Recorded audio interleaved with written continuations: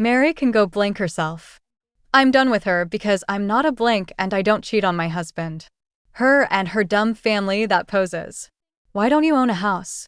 Wait, you can't? Because your husband changes jobs every 5 minutes. Being human means having someone's back, and I'm offended by the piece of garbage. I hate her. She's half of New York. From luxury tequila campaigns and glamorous Sundance parties to ugly lawsuits and public humiliation, Lisa Barlow's empire didn't just stumble, it crumbled. Once celebrated as the confident, high-achieving queen of Sundance, Lisa represented everything the Real Housewives of Salt Lake City was meant to be. Success, style, and relentless ambition. She built her brand around Vida Tequila, a symbol of sophistication and luxury marketing, her supposed proof of business mastery. But behind the designer clothes and picture-perfect branding was a growing list of problems that would eventually destroy the image she worked so hard to maintain. Because Lisa's story isn't just about a reality star losing popularity. It's about a repeated pattern of financial missteps, broken friendships, and questionable choices. A pattern that many say made her downfall not just predictable, but deserved. In this video, we'll uncover how lawsuits, on-camera outbursts, and public backlash turned Lisa Barlow's world upside down. From the rise of her tequila empire to the cracks that exposed her real struggles. This is the full picture of how one woman's drive for fame and luxury led to her own undoing. Let's rewind and see how it all built up. The rise, the cracks, and then the collapse. Before the lawsuits, before the drama, Lisa Barlow was known as the woman who had it all. She built her reputation on ambition, luxury, and tequila. Specifically, Vida Tequila. Founded with her husband John, Lisa marketed the brand as more than just a drink. It was a lifestyle. Sleek, modern, and premium. It quickly became a symbol of her glamorous persona. Lisa linked the product to Utah's growing social scene, the Sundance Film Festival, and her own identity as a driven, self-made entrepreneur. To fans, she wasn't just selling tequila. She was selling Lisa Barlow, the woman who seemingly turned every moment into a business opportunity. When The Real Housewives of Salt Lake City premiered in 2020, Lisa immediately stood out. Her polished confidence, sharp wardrobe, and relentless self-promotion made her a central figure. She called herself the Mormon who drinks, embracing controversy while flaunting her bold individuality. On screen, she came across as strong, assertive, and unapologetic, qualities that gained her both admirers and critics. Some saw her as a symbol of empowerment, while others called her a queen bee, a perfectionist who always had to be in control. Her brand placements on the show, from Vida Tequila to Luxe Marketing, turned Bravo airtime into free advertising. Every dinner party, event, or argument somehow circled back to her businesses, reinforcing the idea that Lisa was a hustler. She didn't just play the game of reality TV.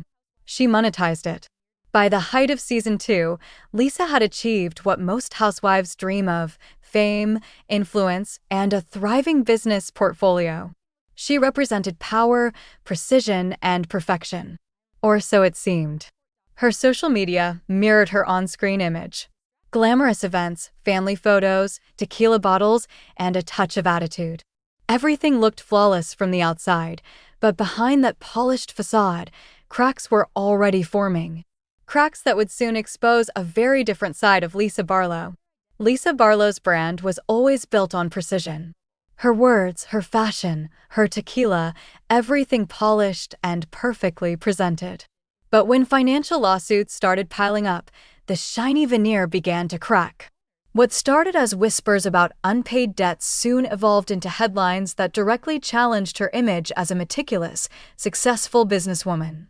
The first major storm hit in June 2024 when Yukon Construction's owner Bart Carlson filed a lawsuit claiming that Lisa and her companies owed $400,142.36 in unpaid loans. According to court documents cited by Collider, Reality Blurb, and Distractify, Carlson alleged that between May 2010 and February 2018, he loaned Lisa and her companies several large sums of money to help her through business hardships. He said there was no clear repayment schedule, only Lisa's verbal promise to pay him back when her company stabilized.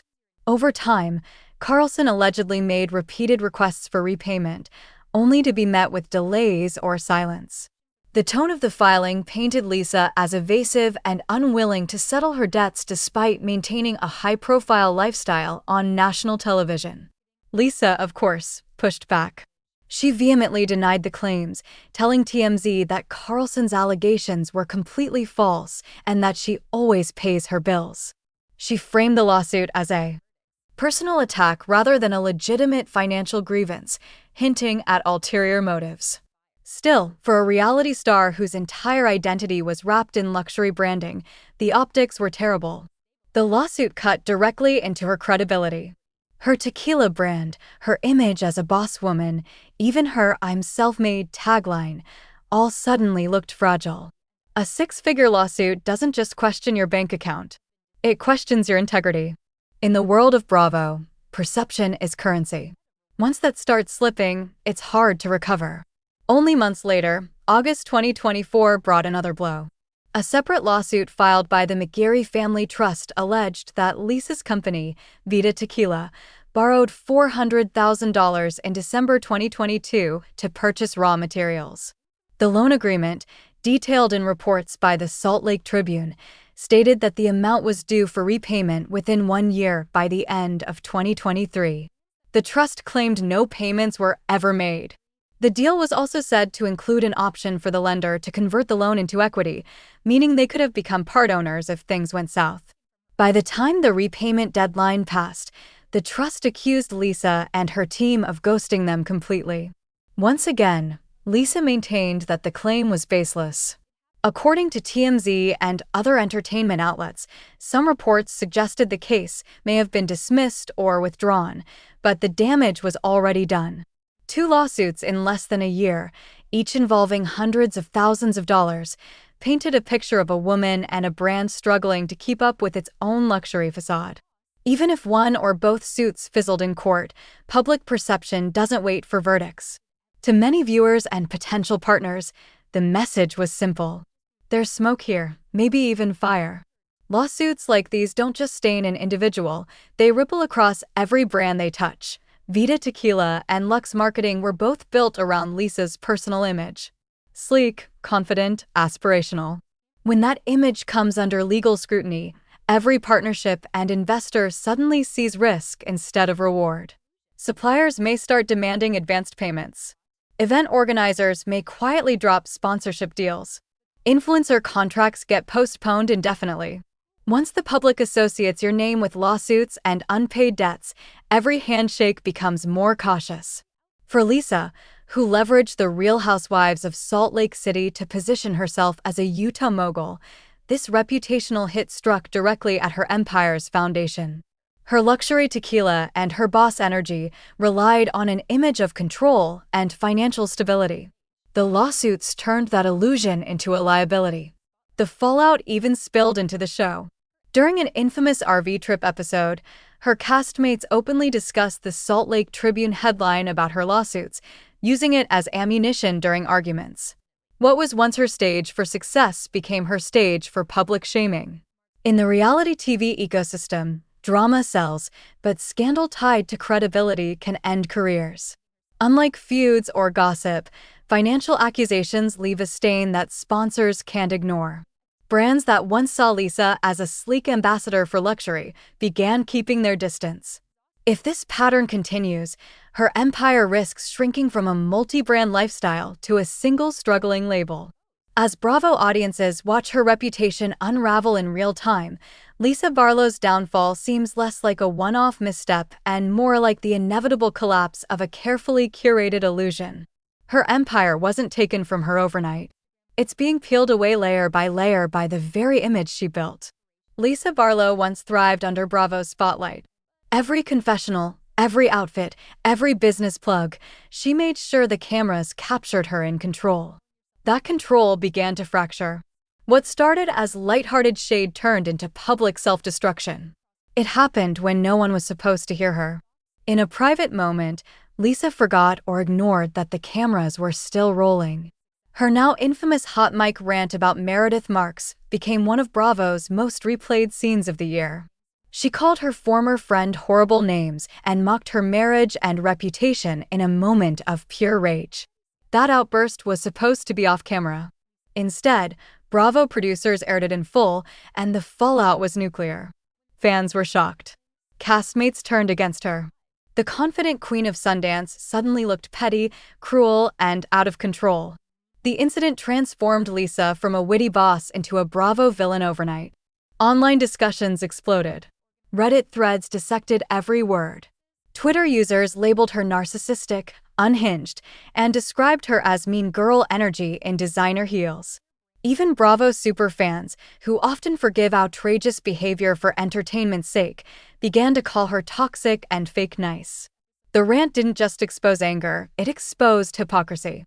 Lisa's entire brand rested on being polished, composed, and loyal to her circle. The aftermath was brutal.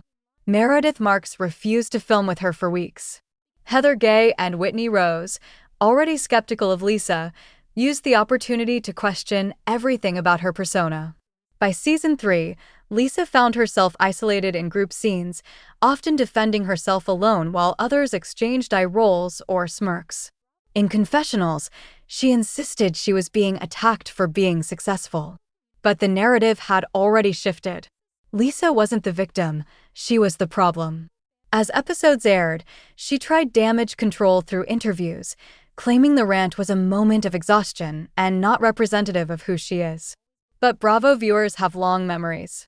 The clip went viral, reappearing on TikTok months later with new edits and commentary. The internet had decided Lisa wasn't misunderstood. She was exposed. The more Lisa tried to fix her image, the more cracks appeared. Every attempt to own it or move on came across as rehearsed and self-promotional. By the end of season 4, Lisa had gone from the franchise's unofficial leader to its lightning rod. And that's when the social media storm began, the one she couldn't PR spin her way out of. When the cameras stopped rolling, social media kept the chaos alive. For someone who once thrived on curated Instagram grids and glamorous family photos, the online response to Lisa's behavior was devastating. Before the lawsuits and rants, Lisa's social media feed was pure aspiration.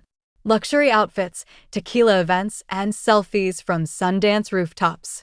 But after the hot mic episode aired, the comment sections transformed overnight. What once filled with queen and icon became lines like, "You can't buy class." Imagine calling yourself self-made when you don't even pay your loans. Fan accounts that used to celebrate her style began posting meme edits of her meltdowns. The hashtags Tequila Tears and Hot Mic Lisa trended across Bravo fan spaces. In true reality star fashion, Lisa tried to take control.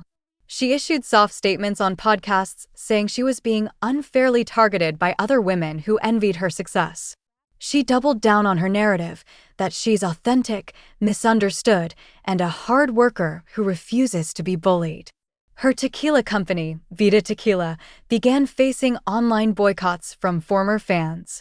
Users flooded review sites with one-star ratings referencing her on-screen behavior. A few event organizers quietly dropped her from scheduled appearances, citing brand alignment concerns. On social media, her followers stagnated. Influencer analytics pages noted a consistent dip in engagement, the clearest sign that a once loyal audience had checked out. Worse still, the Bravo community thrives on narrative arcs, and Lisa's story had reached its peak villain era.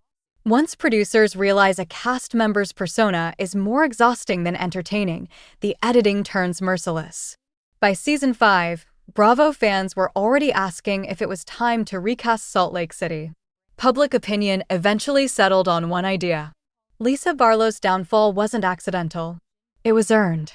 Viewers saw the lawsuits, the insults, and the arrogance as symptoms of a deeper truth, that Lisa had always believed her own PR too much to recognize her flaws.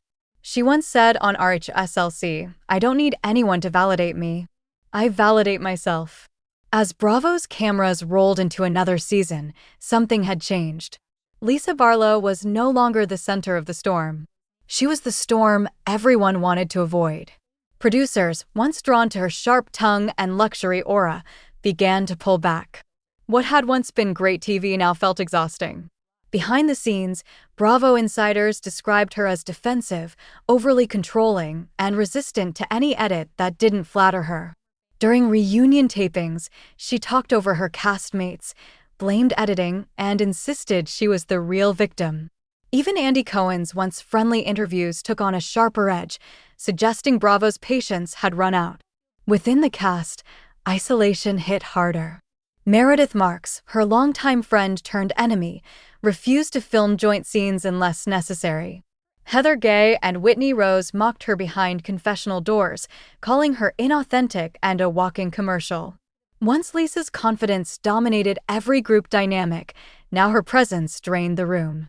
She began filming more solo scenes, framed less as a leader and more as a woman trying to convince herself she hadn't lost control.